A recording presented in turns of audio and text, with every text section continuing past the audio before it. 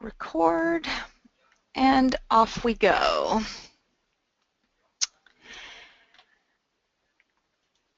Okay, so the agenda tonight. So I'm going to give you a brief status of First LEGO League in Washington. We've got a pretty big program in Washington this year, and I'd like to kind of update you on that. Then we will go directly to tournament day and talk about the structure of a tournament day and what you should bring. Kevin's going to step in the middle and discuss a couple of things from the head referee point of view that will be just kind of notes for the coaches. At the end, we're going to talk about awards and advancement policies just to make sure everybody is very clear about that. And then we are going to talk about what we need you to do. The events need your support. And then some questions and resources at the end. This presentation is being recorded, and the recording and the slides will both be posted online at our FLL downloads page. If you're a coach with us, hopefully you have seen this FLL downloads page before. It's located on our website at firstwa.org, and if you go to the programs menu, the First LEGO League program, there's a menu option for FLL downloads, and that's where all of the team communications are stored and this presentation and some helpful documents. So that's where you'll be able to find this information afterwards. First LEGO League in Washington. So this year we got just about 600 teams. It's actually about 596 teams register with a Washington address. So that is remarkable. That's an excellent growth. About 540 of those teams will compete in qualifier tournaments. Most of those 540 teams will be in Washington, although we do have some teams that will compete from Washington that do compete across the border in Oregon, and we have a few teams in Oregon that conveniently compete across the border in Washington. So we are a pretty big program. Thanks to everybody who took the demographic survey. We're going to be spending quite a lot of time in December analyzing that demographic survey, but the first piece of information that we needed to get in order to plan for our events is that our average team size is actually 8 students. So that's a pretty big program. That means we've got about 4,800, close to 5,000 students in Washington participating in the First LEGO League program this year. Many of you have seen me or heard me talk about various regions of the state. So we've divided Washington into 8 different regions just for purposes of where do we try to host events and where do we have some regional leadership teams forming. And so of those 8 regions, what you're seeing at the graph at the bottom of the page is the number of FLL teams registered in each of those regions. So we have quite a bit of growth and good representation all over the whole state, although a little bit smaller than we would like to see in the central and eastern Washington. So that's where we will be targeting a lot of our growth in the coming years. What happens, whoops, I went backwards, I didn't want to do that. What happens when students compete or participate in the FIRST programs? I've got a couple of slides here that I'm not really going to spend a lot of time on, but FIRST as an organization has taken some data, and it's longitudinal data. So this is over 10 years of evaluation of participation in FIRST. So this is what you are bringing to the students. So as a coach, we are so thankful in our state that you are willing to put together the time that it takes to bring the FIRST program to students. And hopefully you are seeing some of these increased, very positive things that happen with FIRST students. This information is available on FIRST's website if you're looking for the impact study. There's some pretty cool data there about how this program helps students. And specifically some of the metrics that they're showing now about young people getting more interested in STEM programs. Look at those big numbers, more interested, 65, 73, 78% more interested in some of these areas after participating in FIRST. So it's very, very valuable program, and it really can't take place without coaches and volunteers like you. So thank you for putting in your time for that. Qualifier tournaments. Well, with those 540 teams that want to compete, that means we're going to divide that up into 15 qualifier tournaments for 2015. 3 of those events are going to be in Eastern Washington. That's going to be Spokane and Richland Tri-Cities area. So they'll be considered our East region. 12 of the events are in Western Washington. So a lot of our growth where we actually have teams right now is in Western Washington. So there'll be 12 events spread up and down pretty much the I-5 corridor all the way down to the Vancouver-Camas area in Southwest Washington and as far north as Snohomish County. We hope to grow a little further north next year. We've got a lot of teams growing in the Northwest region up in Whatcom and Skagit counties, so we hope to grow up there. A typical event size is about 33 teams. So most of our events try to hold it in the 30 to 33 team range, and that has to do with venues and how we set up the event areas. But we do have a range of events this year from 15 all the way up to 48 teams. So our smallest event is on Bainbridge. That's one of our new events this year. They will have 15 teams out there. The Southwest team, the Southwest Camas event, is also relatively small. It is also less than 20, but those are our growing regions. We expect those to be bigger and get closer to the 24 to 33 size next year. Our largest event this year is in the Central region in Tri-Cities. So that's where we're going to have 48 teams are all going to compete on a single day. So that's going to be quite an exciting event over there. What does a qualifier tournament look like? So we've gotten a lot of questions about a typical tournament day, and all of our events run on the same basic schedule. Those that are very, very small and those that are very, very large may have some times that run either a little bit shorter or a little bit later than typical, but in general, they run on this basic schedule. And that means that teams need to sign in and check in between 8 and 8:30 in the morning. We ask that you not come earlier than 8 o'clock. It doesn't help anybody, and you are not allowed into the building. The volunteers at many of these events are actually setting up the area. A lot of the gyms we are not allowed to get in the night before. That's a better way for us to set up. We can come in more relaxed in the morning, but we can't do that at many of our venues. So the volunteers are actually getting there between 6:30 to 7 a.m. to set up the event, and they are not prepared for the teams until 8 o'clock. So don't do a big rush to get your team there at 7:30 in the morning and hope to do something, because you'll be asked to stay outside until 8 o'clock when the doors will open for teams. There'll be plenty of time. Like I said, most events are about 30 to 33 teams, so there's plenty of time to check in between 8 and 8:30. And during that time, between 8 and just before 9 o'clock, you'll be checking in and setting up your pit area. Each team will be provided with a table that will be their pit area. So setting that up just means bringing your supplies in from the car and kind of getting your area set up. The judging sessions will take place from 9 to noon. We'll talk about those in a little more detail in a moment. And then everybody takes a lunch break. So the students get a break, the volunteers get a break, everybody kind of takes a break and transitions from the morning session to the afternoon session. The afternoon session, we have an official opening ceremony that will start around 12:30, between 12:30 and 12:40, and that's when the robot games start. That's the part of the day that will take place in a gym with the bleachers, and it'll run from about 12:30 to 4 p.m. And I mention this because if you have a team and a lot of parents or grandparents or siblings or people that want to come watch, really they don't need to arrive until about 12:30.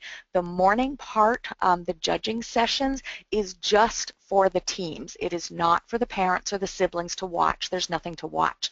So if you have the opportunity to split the driving so that the students and the teams come in the morning, and then the parents and the spectators or the members of the community, anybody that you're inviting to watch, comes just for the afternoon. That will make a more interesting day for them. And then somewhere between 4 and 5 o'clock, we'll have an awards ceremony. So this is a different breakdown of that same schedule. Some people like to see it in times. Same basic schedule, just a way for you to break it down. Couple of notes about that. I've already mentioned that the best time for spectators is going to be from 12:30 to 4:30. The event is free and open to the public, and it's a G-rated, family-friendly event. So absolutely invite anybody that you would like to come watch. It is very exciting.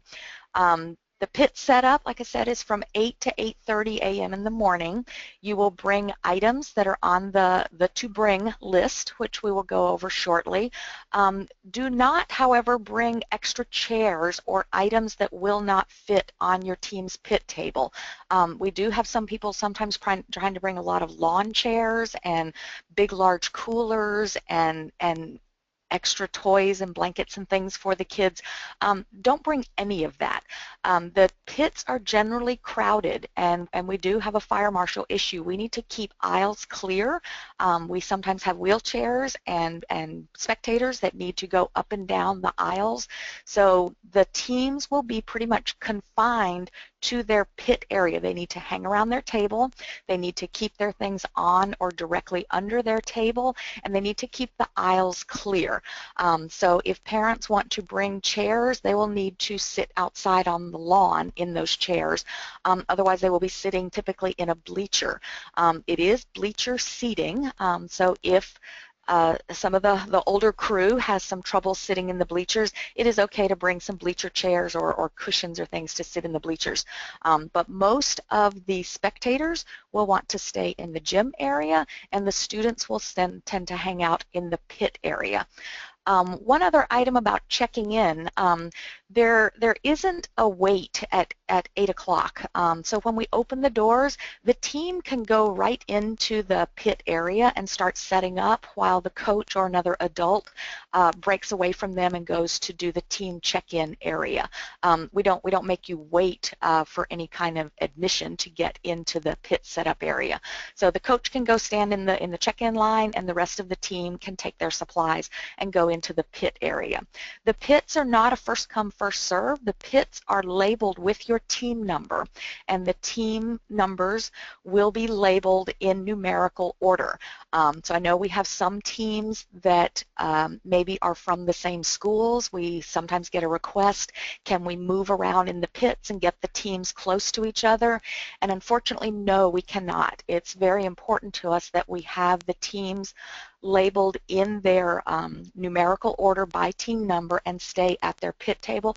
We do a lot of coming and going from that pit table, and we have volunteers who will be helping the students go back and forth to their judging areas. And so those pit maps are important to us, that they are in order. Let's see, I think I've covered most of this now, that just one coach needs to go to the check-in station, and all they are bringing is the team roster to check in. The students should be registered online with the invitation there. I know there are some questions occasionally about students unable to register. The problems with registration happen for students that are younger than 9 years old. FIRST does have a bug in their system now, and so registering a student that is on an FLL team and they are younger than 9, the parents are unable to do that. So for those students, you will need to bring a paper copy of the consent and release form. But most of the rest of the students, you should be able to get them checked in, so that all the coach needs to bring to the check-in table is a copy of that team roster. So please print that out in advance. You print that out at home and bring that to us. And if you log into the TIMS system, the Team Information Management System, if you log into that, once you have your students registered, there is an option to print that roster, and it'll print out on a sheet or two. It will also have a couple of blank lines lines at the bottom. So if there are a couple of students that are having to bring a paper consent form, then you would write their names in by hand down at the bottom of that. Let's see. So I'm going to put up the slide of the what to bring and let you peruse that just for a second while I check in. Are we doing okay with any questions? Looks like a lot of folks want to have the ear of the head referee asking some referee type questions, but he's going to have a moment to answer kind of for the whole group in a little while. So Kevin will come online there. Let's take a look at what you do want to bring. Please don't forget your robot. We have had some teams who accidentally left their robot locked in the school building and had to wake up a janitor somewhere to get their robot. So make sure you've thought about where is your robot the day or two before the event. You also want to bring your laptop computer. You might be making some program changes or re-downloading your program, so make sure that you have your computer that you used to program the robot. All of your project presentation supplies, any food, drink, or snacks that you're bringing. Sometimes it's best to store these out in the car and take the kids for a break at lunchtime out for some snacks. Many of our gyms where we will be holding the events will have a rule that they will not allow food and drink in the gym. If we possibly can, we try to have a separate area that you can feed the kids food and drink. But we ask that you, if it is a rule at your venue, please to respect the rules, and that is how we can get invited back to some of these locations if we follow their rules and take care of the location that we are borrowing. The extension cord, power strip, it's going to be important that you bring your own. A 6-foot is a little bit short. If you have something on the order of a 15-foot extension cord, that will be the best for you. We run pit power cords as best we can from the walls out into the pit areas, but it will be up to each team to get from that central location to closer to their table. And we sometimes do have to daisy chain them so that you may have to plug into somebody else's extension strip and come on down the line. We are not using a lot of power, but we, in terms of the draw off of the power outlets, but we are using a large number of individuals that do want access to power. The power that is in the gym, we ask that parents and coaches not try to set up a lot of power stations in the gym. You'll want to have all of your power kind of self-contained into the pit area, and any power in the gym we are using for running the event and running the projectors and running the microphones and sound and things. So we ask that you not try to set up power cords and things to charge phones and computers in the gym and the audience type area. The team information sheet. I wonder how many of you have heard of this. This is a single sheet of paper, and we want you to bring 3 copies of this, and it's a place for you to write some information about your team. And what you're doing with this information sheet is, as the students go into a judging session, they present this team information sheet to the judges. Often it can have a picture of the team on there, and it's just a way for the judges to help remember, because each of the judge panel is going to be seeing between 8 and 12 teams. So sometimes it's hard for the judges to remember each team, and this team information sheet does help them. You'll notice on your control panel for this meeting, I have actually loaded a handout.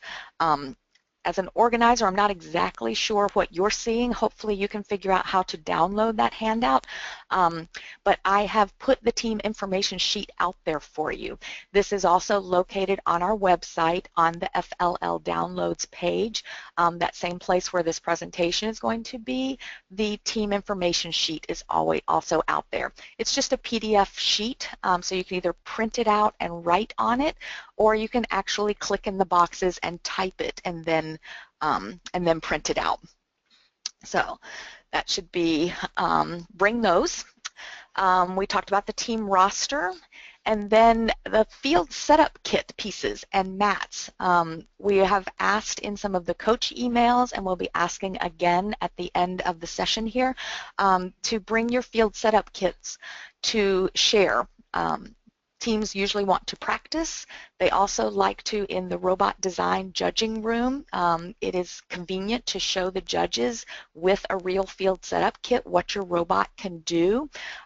With so many qualifiers going on, Washington First Robotics, we provide brand new field setup kits for all of the competition areas, but we do not have enough field setup kits to provide practice tables and judging room tables. So we are counting on the teams to bring some of those. And if you have the ability to bring a table as well, that would be excellent. We'll talk about that towards the end. So that's your kind of what to bring list. That's hopefully not news to you and mostly just a reminder of what you need to bring there. We're getting questions also about event-specific information. Where is my event? So each event location has a web page on our website. So if you start at firstwa.org and go to the programs, go to First Lego League, and then about the fourth item down is the state qualifiers. On the main state qualifiers page, there's still a few links that need to be fixed. So what you're hoping for when you select state qualifiers is for the menu to pop out, and it will have a city location for each of our events, starting with Auburn and Bainbridge and Camas. So you simply pick the page that corresponds to the city where your event is going to be located, and then you will be able to see the general schedule. Some event locations have put venue maps there, or maybe a list of food options that are near or around the venue, or any specific information about that venue on that location. I've got up most of the team lists at the bottom of that page underneath the location map. Most of the team lists that are for this weekend, for the 5th and 6th, those are on there, and the rest of them will go on the pages, on the web pages, probably later tonight or tomorrow morning. So you can check the team list there to verify that your team is registered, so that you will be able to see that your which event you are going to. And let's see, that's about where to find information on there and what information you will find on there and what information you will bring. So I'm just going to take a quick check of the questions and make sure we're doing okay there. It looks like we're doing okay. Yes. Can you clarify whether they have 5 minutes or 10 minutes to present? Oh, on the evaluation of the teams. Yes, we're going to talk about that in our next section when we talk about team evaluation and the judging sessions. Sure. So yes, we will get to that. So what's going to happen at this tournament? You've come, you've set up your pit, and now what? During the qualifier, your team's going to be evaluated in 3 different areas. That's going to correspond to the judging sections. The project presentation, the robot design and construction, and your core values. So there will be a separate 10-minute judging session for each of those areas. So between 9 and noon, each of the teams will have a block, and it will actually show a 15-minute block. However, the teams are only talking to the judges for 10 minutes. So they come into the room, and from the moment they set foot in the room, the timer is running. They have 10 minutes to talk with the judges. Now, for the project presentation, that means the students are going to give their presentation for 5 minutes, and then at the end of that 5 minutes, the judges will ask questions and interact with the students for an additional 5 minutes. So they will have a total of 10 minutes in the room, but the project presentation itself is only 5 minutes. This means to you that if the students are coming up with a very complicated setup presentation that may require trying to find an outlet or a plug with power or set up a screen to show a movie or something real high tech, that is going to cost you time and is highly discouraged because the 5-minute timer that they are presenting that project actually starts the minute they come in the door. So we generally recommend that they go low tech so that they can come in the room and pretty much get started right away. The project presentation is the only one that has that shortened time frame, the 5 minutes and 5 minutes to total up to 10 minutes with part project and part interaction. The robot design judging session, that's a little more relaxed. There's no formal presentation that the students bring.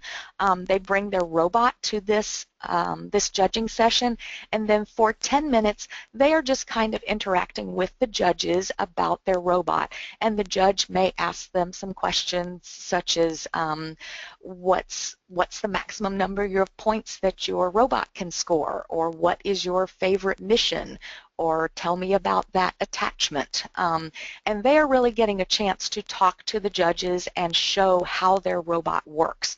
And if we have enough teams that bring practice tables and field setup kits, then they will actually be able to demonstrate for the judges some of the things that their robots can do.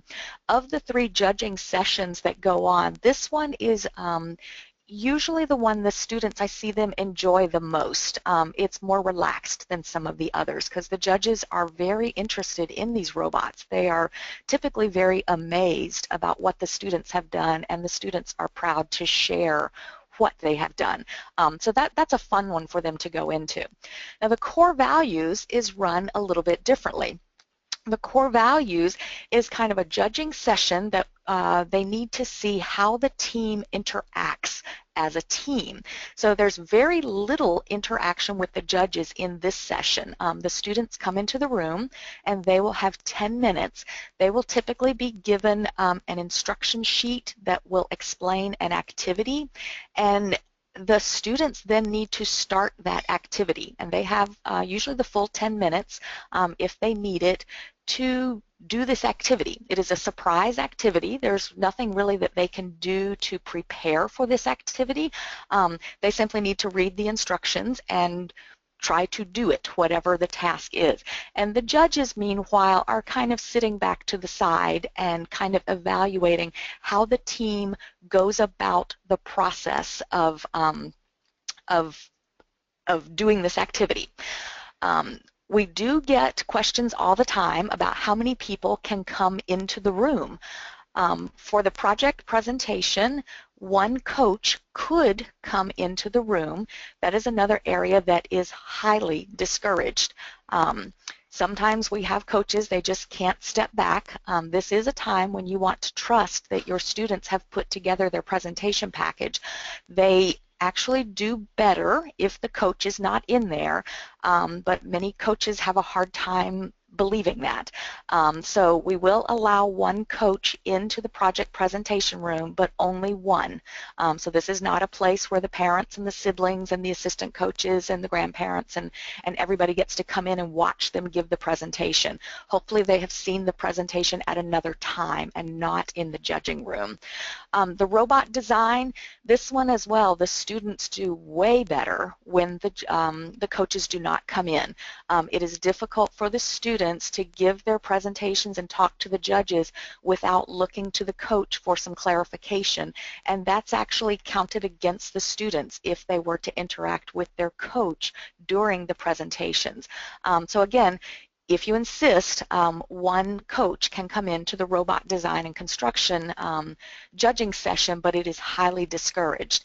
Now for the core values presentation, only students. The judges, the coaches do not come into this session. So this is strictly the students coming in and doing their activity. This is also, it's a similar activity at each of the qualifier events. So we ask also that they not talk about it when they go out, so that it is a surprise for the other teams that come in later in the day. So I hope that clarifies some of the judging sessions and what you will be going on with those. The evaluations, do you see that word subjective? These evaluations are done by volunteer judges, and they are absolutely subjective. So a team who might just really click and connect with one set of judges, may not with another set of judges. That's okay. These are judges that are doing the best they can, and different things torque their interest and pique their interest. So they have a set of rubrics to help the judges and try to make it a little bit more objective. The rubrics are not a secret. They are on our website, and if you figured out how to download the team information sheet, you will see that I have also included as a handout the rubrics so that you can download those. The judges do use the rubrics to figure out how to evaluate the teams. All of the awards that are given out, with the exception of one award, and that's the Robot Performance Award. We'll discuss that later. But all of the other awards that are given out at the qualifier tournament are given out by these judging panels, who they spend the morning interviewing the teams, and then they spend the afternoon while the teams are playing the robot game. The judges are deliberating and making decisions about who are going to get the awards. Okay. So hopefully you've seen this picture before. This is just a reminder that it's equal parts. Which are most important? Well, they're all important: the core values, robot design, and presentation. So hopefully your team has participated in all of them. We have had feedback. Those of you that are on the Facebook group, I've seen it come up frequently that sometimes the kids don't like the project as much, or they're not sure what to say during robot design. That's all okay. This is an exploratory process here. Little more about the logistics of the morning judging session. So there will be a schedule that will be generated, and coaches, when they check in the morning, will get that schedule. The schedule, there's first provides a tournament building scheduling software, so that we try very hard with the number of teams to schedule it so that you do not have back-to-back interviews. Sometimes at very big events it can't be avoided to have some awkward scheduling, but for the most part we are usually able to have at least 20 minutes between judging sessions. That means that teams will have time to be at their pit table. We have volunteers who will retrieve the teams from their pit table, take them to the judging room that they are supposed to be at, and then bring them back to the pit tables. And each time before a judging session, the volunteer runners are expecting to pick up the teams at their pit tables. So the teams do need to stay at their pit tables. We are often in some very large schools, or we're using only a few classrooms in a school, and it is way too stressful for the students to try to learn from a map where they need to be. So we're going to take that stress away from them. They're going to be picked up and guided to their room. If perchance it says that they have a 9:45 judging session and that judging session is running a little bit late, that is not the student's fault. And so the runners that are in charge of getting them to the room, they will get them to the room on time.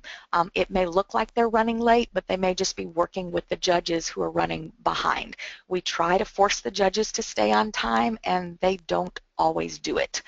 So we'll do the best we can, but your pit table is a very important location where the team will be picked up and returned throughout the morning to those various times. And I mentioned before, they have 10 minutes in each judging session. The only one that is structured slightly differently is the project one, where they'll have 5 minutes to talk and 5 minutes for questions. The others are just kind of a straight 10 minutes. In addition, in the morning, there's a couple of other things going on. The competition tables, the referees will set up those tables in the morning. So after they've had their breakfast, they will be setting up and checking the tables, and when they determine that it's ready, they will open up the competition tables for practice time. This is in addition to any practice tables that may be in the pits, but it is a very good idea to coach your teams to make time to come out to the competition tables to calibrate their sensors, to have a conversation with the referees, to kind of see what it's going to be like when it's really running.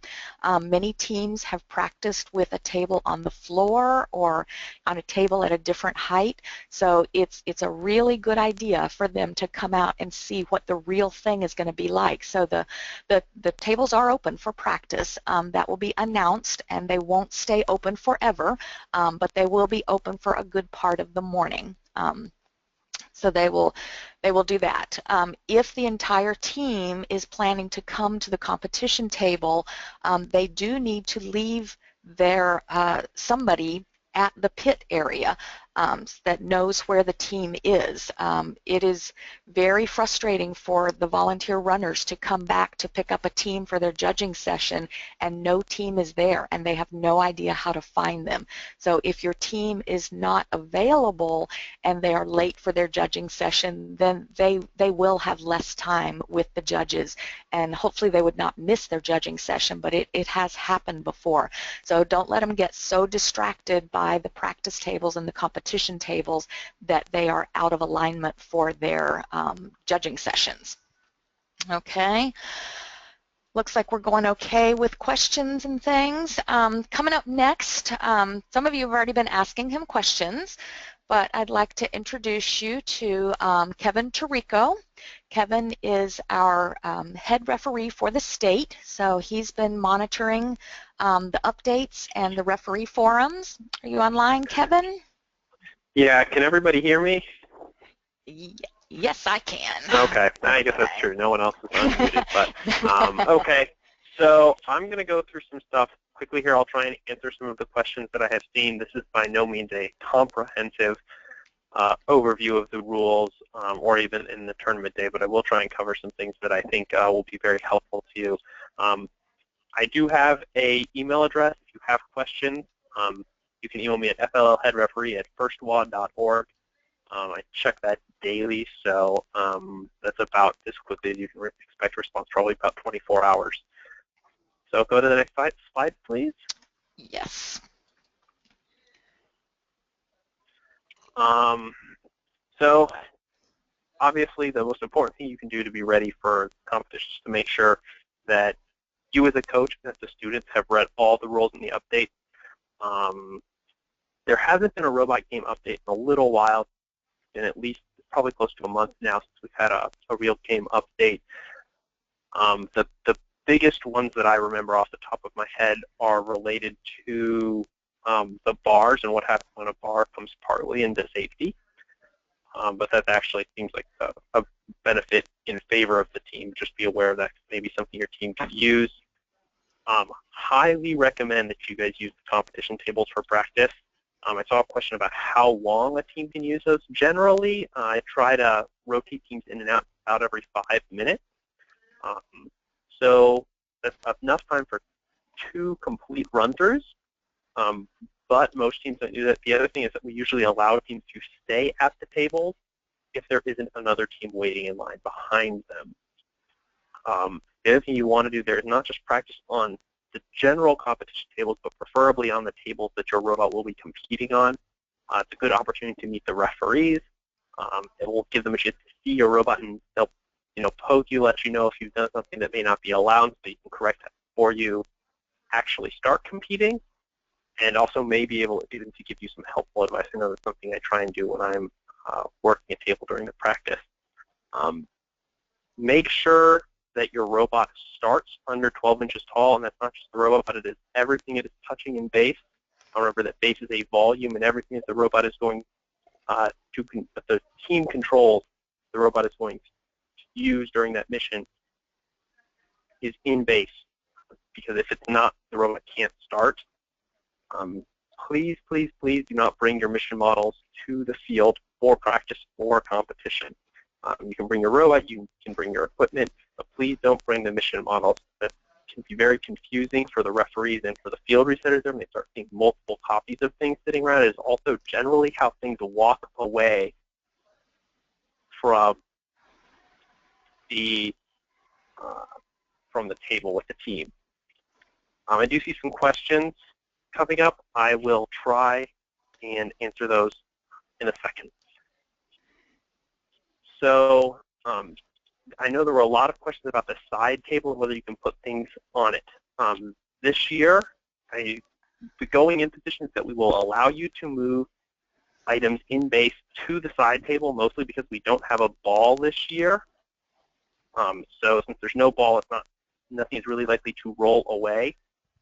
But the caveat with that is I'm going to give the event head referees the option to require everything to stay on the table, at least the mission model to stay on the table, if they have an issue losing parts. Obviously, if we lose too many parts, we don't have enough to actually run the competition.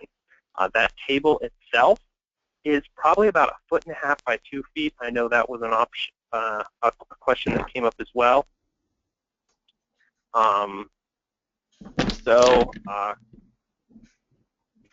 And then you definitely want to try and talk to the referees in the morning. It's much better to ask questions in the morning than to try and do it right before a match, or during a match, a student may actually have a question about whether something is legal. So most teams are only working with a very small subset of the models on the field. So it's a great opportunity to ask any specific questions you have. It's also a great opportunity to let the referees know if you're doing something that's really on the edge of the rules. It's much better to let the referees know about that early. That way the head referee can let all the referees know so they can rule on it consistently. Can you go to the next slide, please?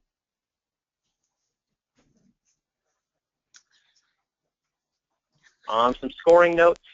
This is something that always comes up. We actually use scoring software, so the referees are not going to know the score at the end of the match. I know there are usually some apps for phones that can help you do scoring, but do let your students know that the referees are not going to know their score after the match. We submit the score sheet after the students agree, and then the system actually scores, and we'll post those scores usually to a projector. All of the scoring occurs at the end of the match from contacting other refs in other regions. The one that seems to be the most confusing for teams is the yellow bin getting into the truck. If that was on the truck and then is dumped off later, the team gets points for dumping it off, but do not get points for leaving it on at some point during the match. It must be on at the end of the match. And then there are 2 missions this year that have method constraints for scoring. One is that the bars must enter the green bin through the east chute or from the career bonus if you have completed that mission. So that's mission 04, which is sorting using the big red contraption in the middle of the field.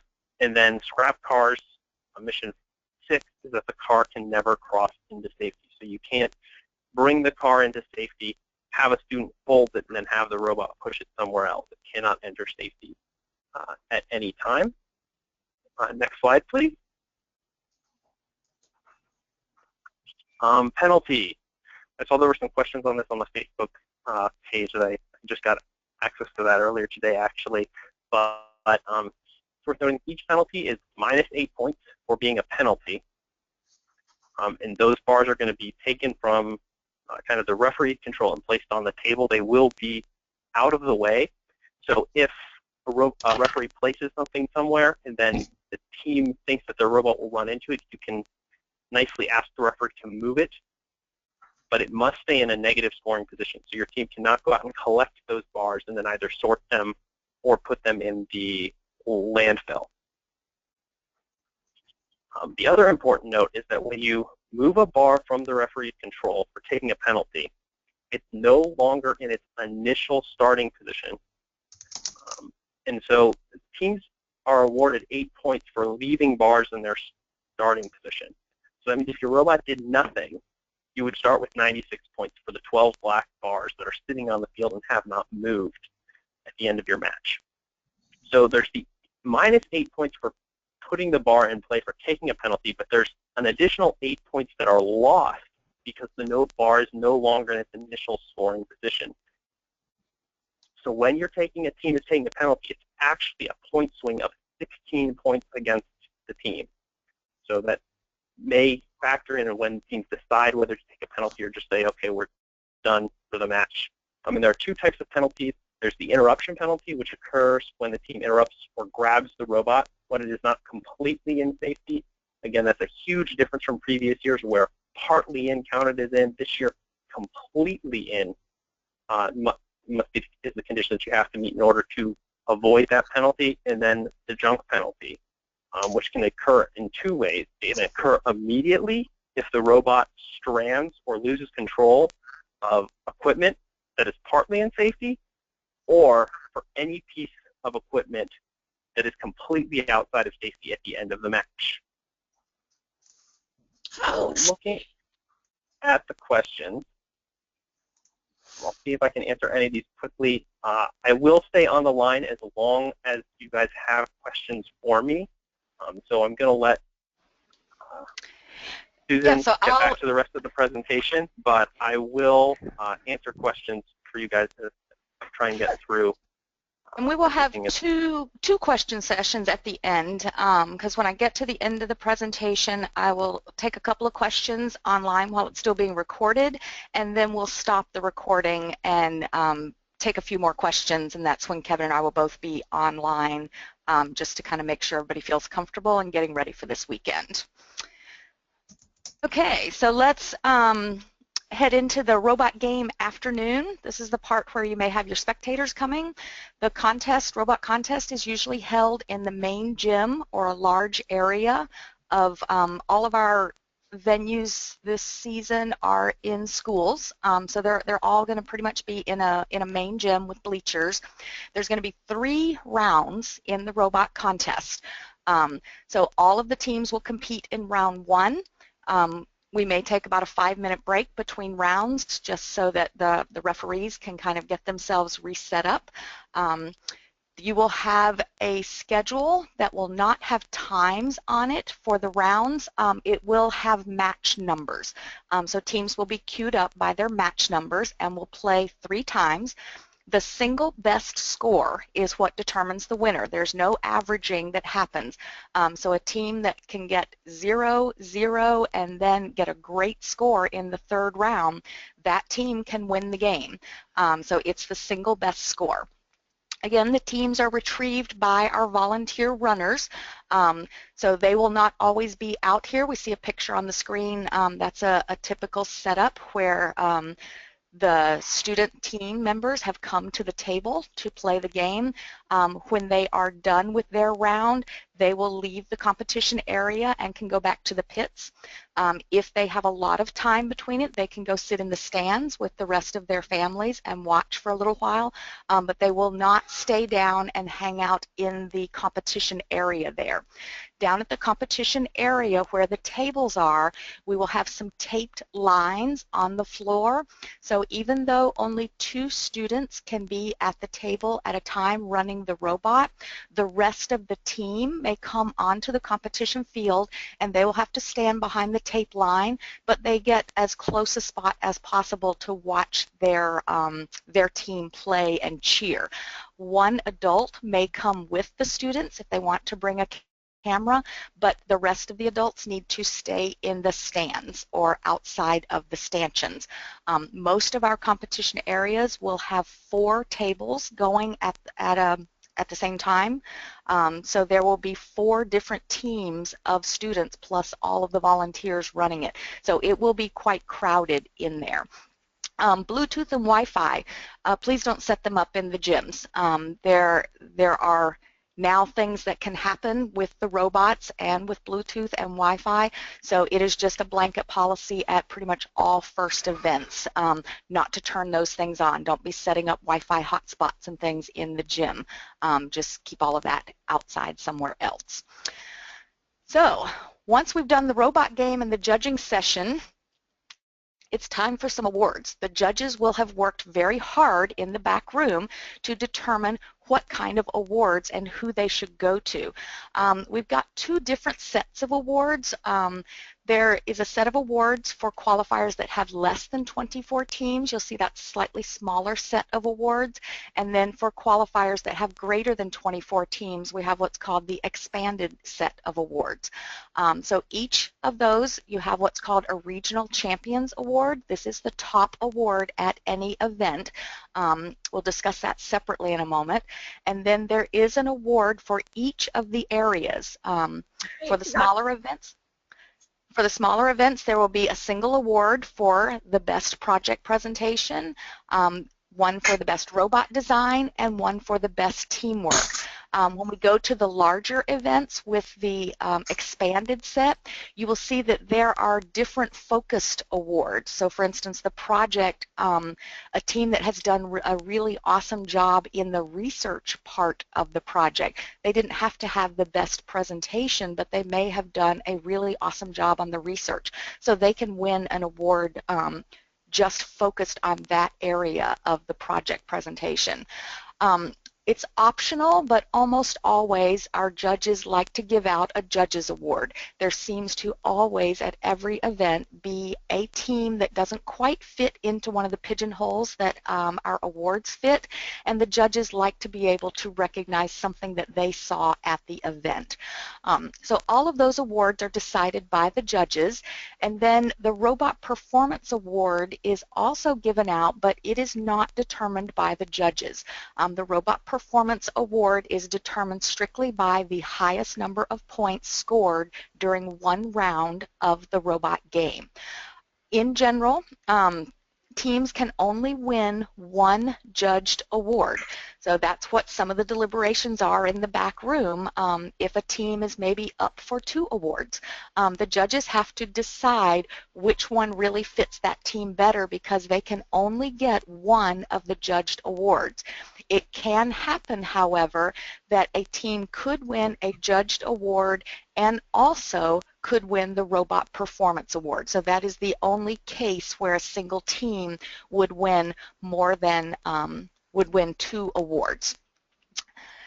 Now, the Champions Award, that's the most prestigious award, and it goes to the team who demonstrates core values and high achievement in all categories. So they would not have to have had the very top level in all of these, but they would have to be very good in all 3 of the judged areas. And in addition to being very good in all 3 areas, their robot needs to perform in the top 40% of the scores at that event. So they are only being compared in their robot performance scores to the scores at that event, and they do need to be in the top 40%. So that's the highest award, and we call that the Champions Criteria, and that's going to make a difference when we talk about a secondary set of awards, and that is called the Advancement Criteria. So which teams in all of our areas, we have a layer of qualifiers, but that is not the end of the competition season in Washington. We have in some areas in the Western Washington, we have a semifinal set of competitions and then a champions event. In Eastern Washington, we have from the qualifiers, we go to a champions event. So in addition to deciding on awards, that you saw on the previous slide, the judges also decide which teams are going to advance forward. And how do they decide that? The advancement criteria is taken from the champions criteria. And a team, in order to advance, would have to have followed all of the rules. And these are kind of outlined here. So the team would have to have between 2 and 10 members. I know that seems to be kind of redundant here. How can teams have more or less than that? But we do have some schools or schools or teams that are not in schools that they open up the team to more than 10 members and kind of assume that some students will drop out, and often by the time it comes up to competition time, the students have not dropped out. They're all engaged. So the only ones able to be awarded awards or move forward are those that have the rules of between 2 and 10 members on the team. They also have to have completed all required sections of the project. So there was not just defining a problem and coming up with an innovative solution, but also sharing it. So there are required components of the project. So they would need to have completed all of those sections.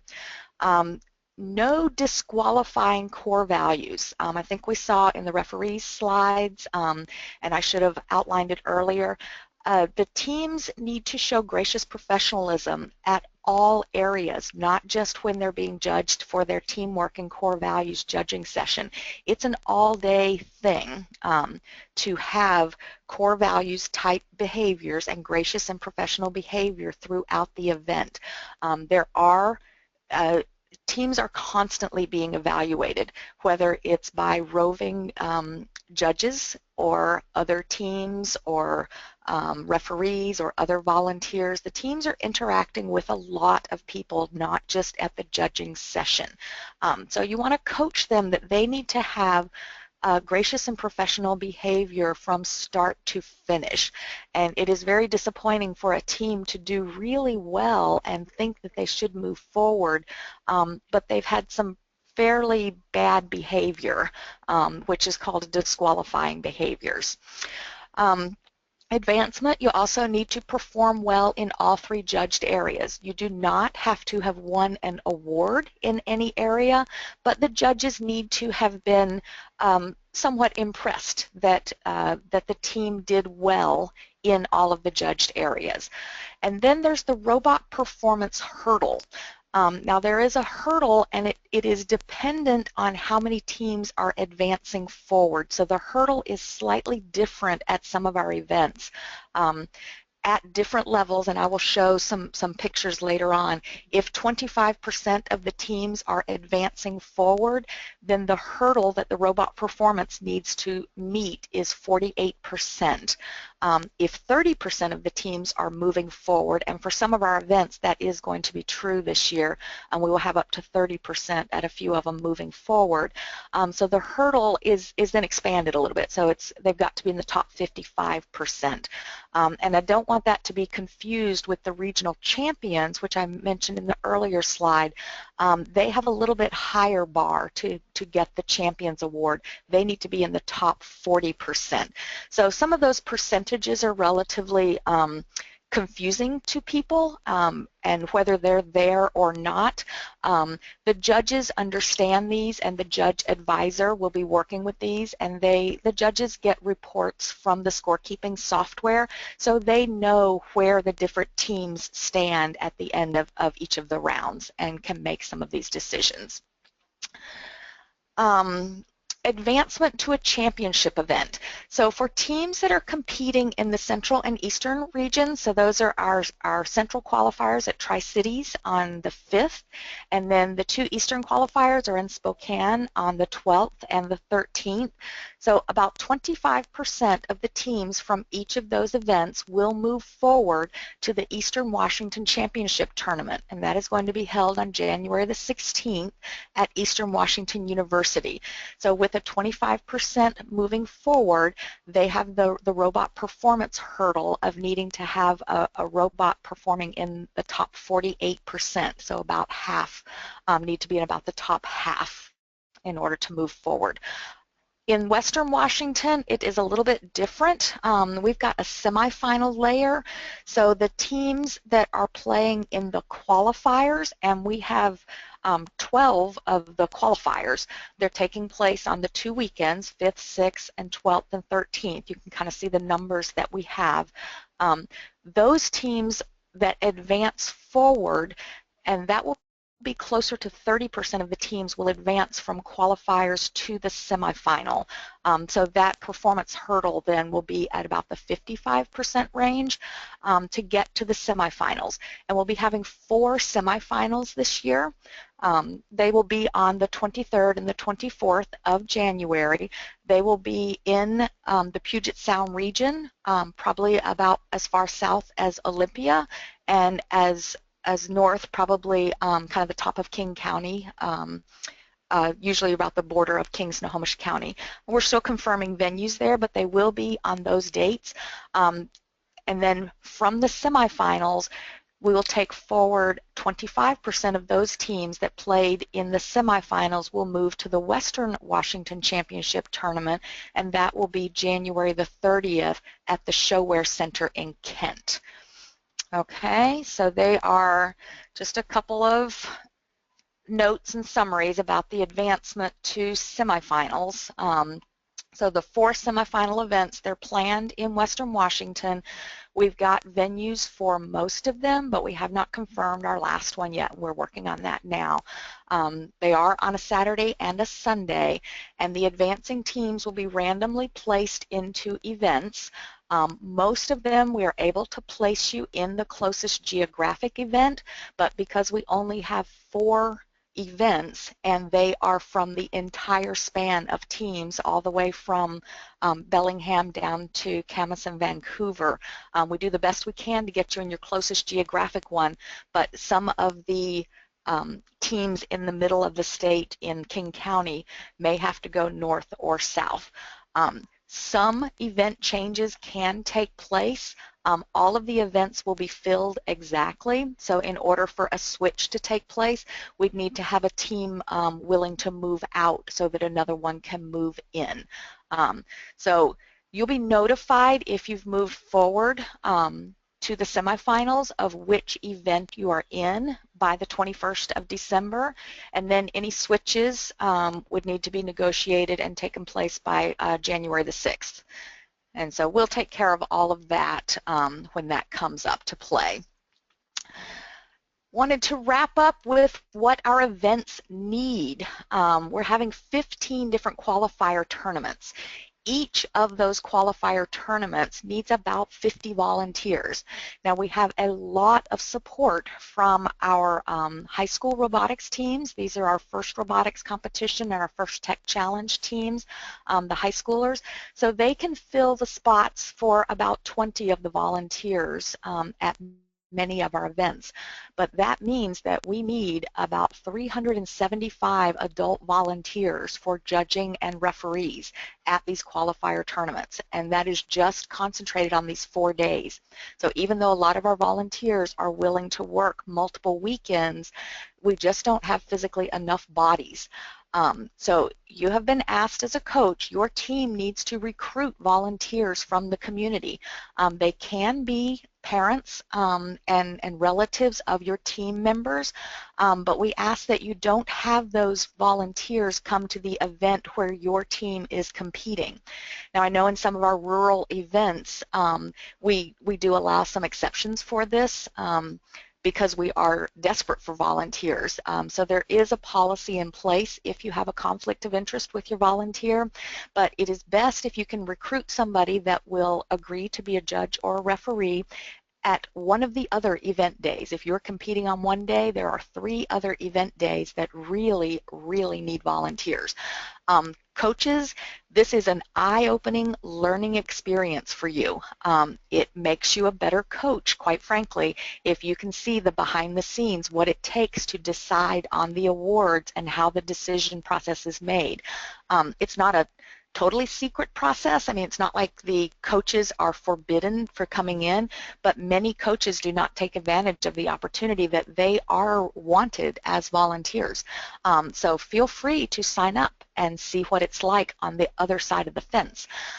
Volunteers need to go register in the volunteer management system. Some of you may have found out that FIRST has changed their website. What great timing for them. But the new website is firstinspires.org. So we head to firstinspires.org/VIMS. VIMS is the acronym for the Volunteer Information Management System. It's where the volunteers need to register. Once they set up an account there, they can search for First Lego League events in Washington, and there will be many, many to choose from. We need lots of volunteers. So hopefully coaches and teams, you are getting some volunteers directed to this volunteer system. We are very short of volunteers coming up for these events this weekend. So please hit the phones and the email and see if you can get 2 or 3 volunteers headed our way. In addition to volunteers, we've mentioned equipment needs.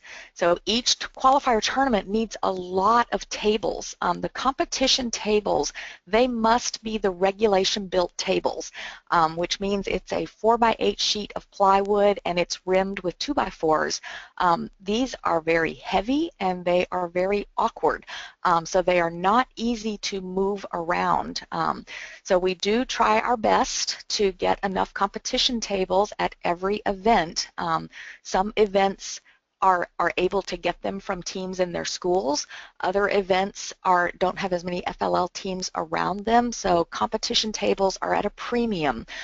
So when we put our focus on getting competition tables, the other tables, practice tables and judge room tables, those take a lower priority. So if you have a practice table, it doesn't have to be regulation size. It can be some of the portable sizes, or sometimes it can just be a mat and some bars of 2x4 to act as a portable rim.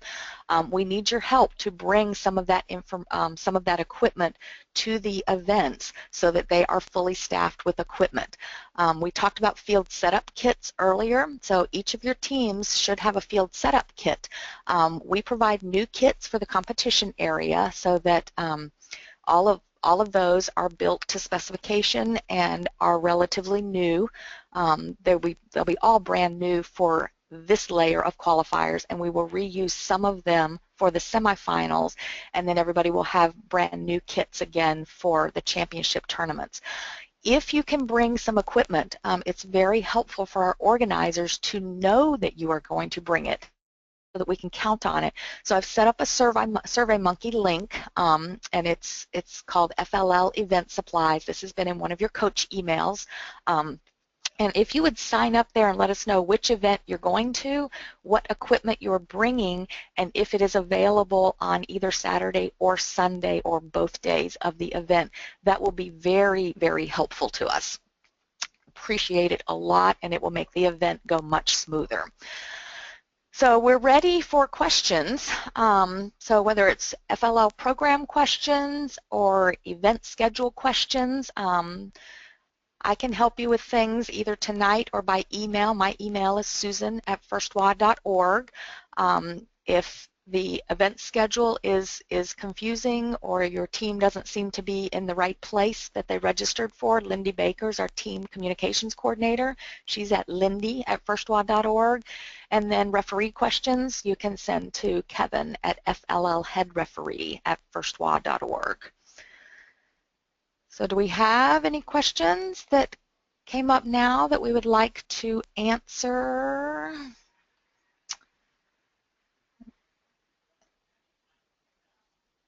So we did have a question about volunteers, because Camas and Tri-Cities are, and Bainbridge also, are some of our events. They're a little more remote, so asking somebody local to drive very far away to volunteer at another event is a big ask. So we do make some exceptions, and those types of events would be the exceptions where we would take volunteers that would have a conflict of interest at those events. It's a little harder to deal with in the judge room, but we have a lot of gracious professionals who love to volunteer. So in general, we are able to work around it, and we'll appreciate volunteers as they can come. Any other questions while we're still recording? In a moment, I'll stop the recording so it doesn't go on too long. Kevin, do you have any final comments, or did you see any questions in the question box that I am still working through like some questions. The one thing I did get asked about was penalties. Let me see if I can find that question. Just to re-explain that. So again, there are 2 types of penalties, and for those of you, see if I can pull up the exact rule. But there's two ways get penalties. One is through interruption, which is where someone on your team grabs, usually, the autonomous robot while it is completely outside of safety. And so that would be a penalty. The other penalty is for stranding. And so stranding is when either the robot has a piece of equipment that it strands or loses control of with that piece of equipment partly in safety, or for any piece of equipment that is left entirely outside of safety at the end of the match. So the stranding penalty, there's two parts of it. One part can occur at any point during the match. The other part is an end-of-match condition. So the interruption penalty you could take at any time, and the stranding penalty you might take at any time. That's really not something that teams generally would have the option to elect to take.